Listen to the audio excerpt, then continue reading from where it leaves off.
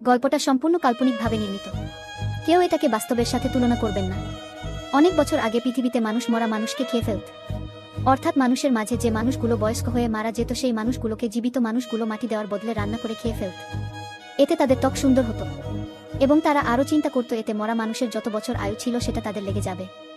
সময়ের বিবর্তনের কারণে এসব প্রথা সরকার থেকে নিষেধ ঘোষণা করা হয়েছে। তবে সময়ের বিবর্তন এবং তথ্য ও যোগাযোগ প্রযুক্তির সাহায্যে মানুষ এমন কিছু আবিষ্কার করেছে যা অবিশ্বাস্য। পৃথিবীতে এমন কিছু অসাধু দ্রব্য আছে যা ব্যবহারে মানুষের ত্বক সুন্দর হয়। 5-6 বছর বয়স পর্যন্ত ত্বকে কোনো ভাঁজ পড়ে না।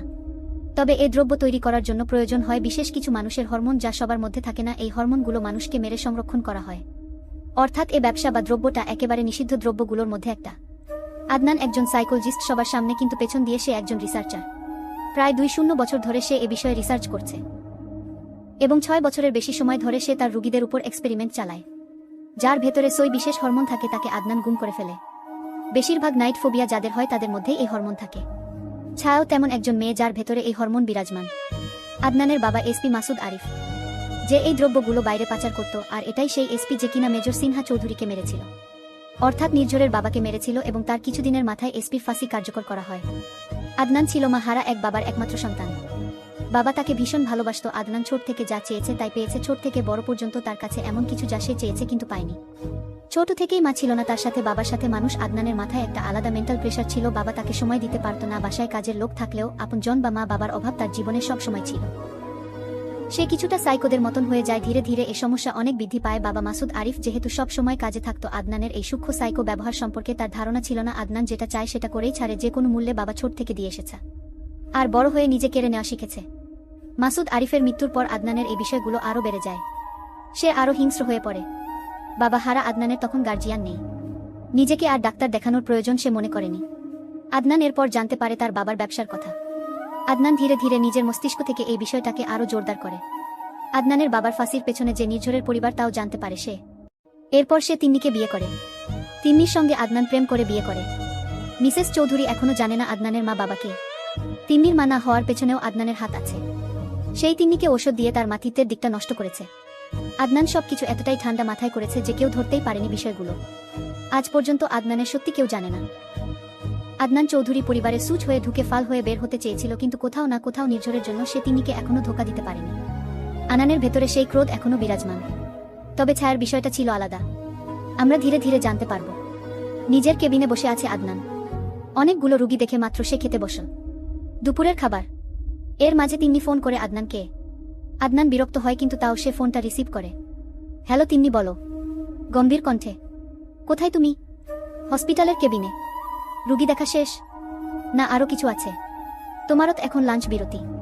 আমি খাবার নিয়ে আসি। নিজের হাতে রাজহাঁসের মাংস আর দেশি মোরগ রান্না করেছি। কোনো প্রয়োজন নেই, ওগুলো নিজেই খাও। এমন করে কথা বলছো কেন? আজব কেমন করে কথা বললাম? আমি তোমার জন্য সকাল থেকে রান্না করেছি, একটা দিন আমার সঙ্গে খেতে পারবে না? বিষয়টা তা নয় তিন্নি, আমি অনেক ব্যস্ত, বুঝো না কেন? বুঝি, সবই বুঝি। তুমি আমাকে ইগনোর করছো। ভাইদের বিয়ের পর থেকে কেন এমন করছো?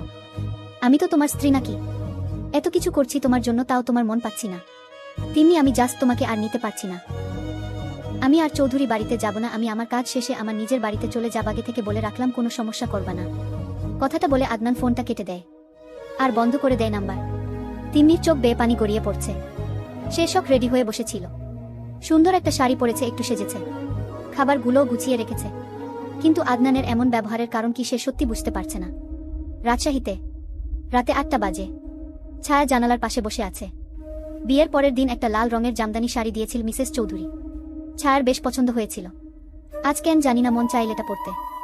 যদিও নির্ঝরের দুপুরে অনাকাঙ্ক্ষিত কাণ্ডে তার শরীর বেশি একটা ভালো নেই, তারপরেও সে শাড়িটা পরেছে। লম্বা চুলগুলো আঁচড়ে ছেড়ে দিয়েছে, ঠোঁটে হালকা লিপস্টিক। তবে যার জন্য একটু সাজগোজ সেই এখনো আসেনি।